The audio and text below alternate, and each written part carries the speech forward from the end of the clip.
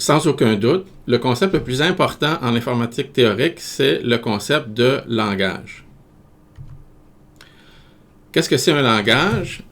Eh bien, on va voir qu'un langage, la définition de langage en informatique théorique s'apparente à la définition de langage comme le français ou l'anglais, par exemple.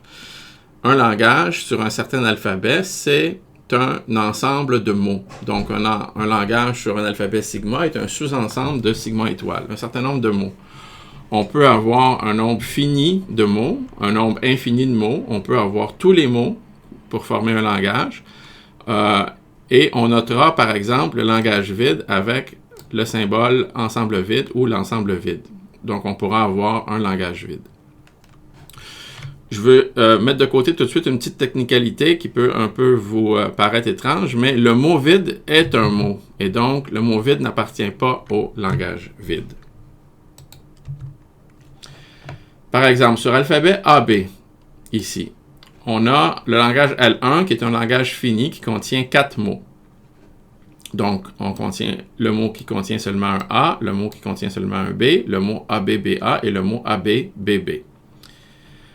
Le langage L2 ici, c'est l'ensemble des mots qui ont longueur paire. L'ensemble des mots dont la longueur est égale à 2 fois une constante, donc l'ensemble des mots de longueur paire. L'ensemble des mots de longueur paire, on peut les énumérer ici, c'est un ensemble infini. L'ensemble des mots qui contiennent un nombre pair de symboles. Ici, on pourrait avoir le langage L3 qui sont les mots qui commencent par A. Donc, l'ensemble des W, tel que W peut s'écrire comme A suivi de W' pour W', un mot. Et donc, on a A, AA, AB, AAA, etc. On a aussi une infinité de mots sur l'alphabet AB qui commence par A. On peut vouloir avoir encore un langage simple où on aurait, par exemple, autant de A que de B. Donc, l'ensemble de tous les mots qui contiennent autant de A que de B. Et donc, on le note de façon mathématique ici comme nombre de A est égal à nombre de B dans le mot W. Ou on pourrait avoir un langage étrange où la différence entre le nombre de A et le nombre de B est un entier positif qui est un nombre premier.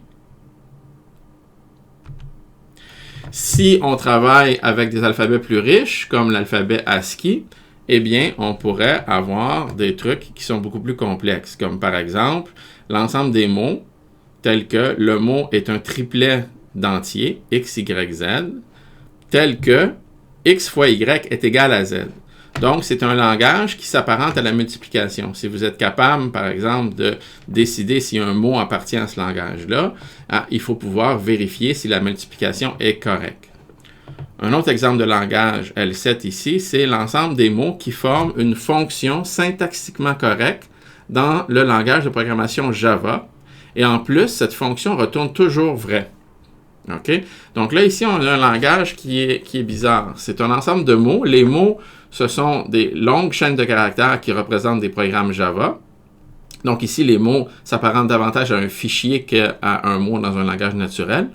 Et donc, c'est l'ensemble des fichiers, l'ensemble des chaînes de caractères, l'ensemble des mots qui forment un programme qui est syntaxiquement correct et qui retourne toujours vrai. On pourrait avoir un langage qui est l'ensemble des fichiers qui compilent sans erreur en C++ ou l'ensemble des fichiers qui compilent sans erreur et qui correspondent au programme Hello World.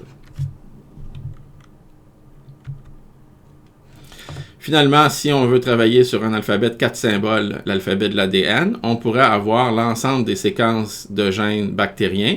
On voit ici qu'on a des séquences, des mots qui sont très, très grands, ou l'ensemble des génomes d'un individu. Le langage L10 correspond à l'ensemble du génome d'un individu. On a évidemment ici des mots qui sont très, très, très grands.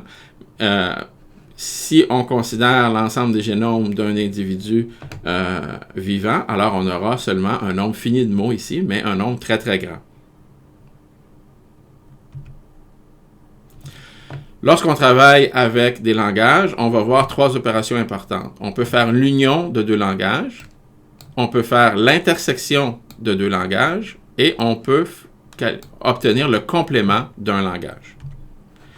L'union de 2 langages, c'est vraiment la définition évidente. On dira qu'on a l'union de L1 et L2, qu'on note de la façon suivante. C'est l'ensemble des mots qui appartiennent soit à L1 ou à L2.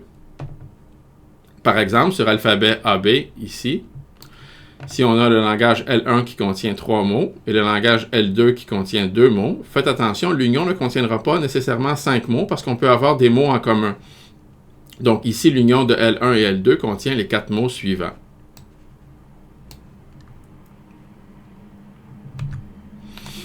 L'intersection est aussi obtenue de façon évidente.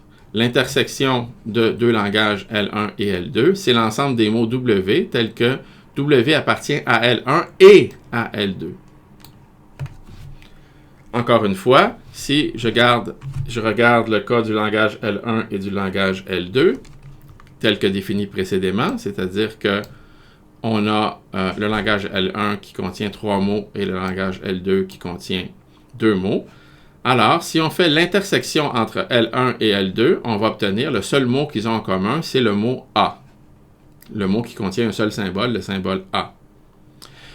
Ici, je voudrais faire une note. Il faut bien comprendre que si je fais l'intersection avec le langage vide, si je fais l'intersection d'un langage et du langage vide, eh bien, je vais toujours obtenir le langage vide. Peu importe le langage, et en particulier, si je fais l'intersection entre L1 et le langage vide, j'obtiens le langage vide.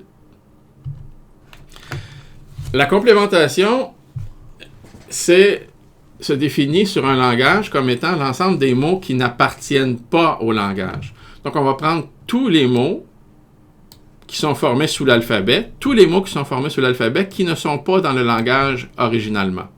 Et on va le noter par le complément. Et donc, sur alphabet AB, si j'ai un langage fini, par exemple, le langage qui contient le mot epsilon, A et AA, ben son complément va être un langage infini, parce qu'il y a une infinité de mots qui n'appartiennent pas à elle. Par exemple, B n'appartient pas à elle, AB n'appartient pas à elle, BA n'appartient pas à elle, etc.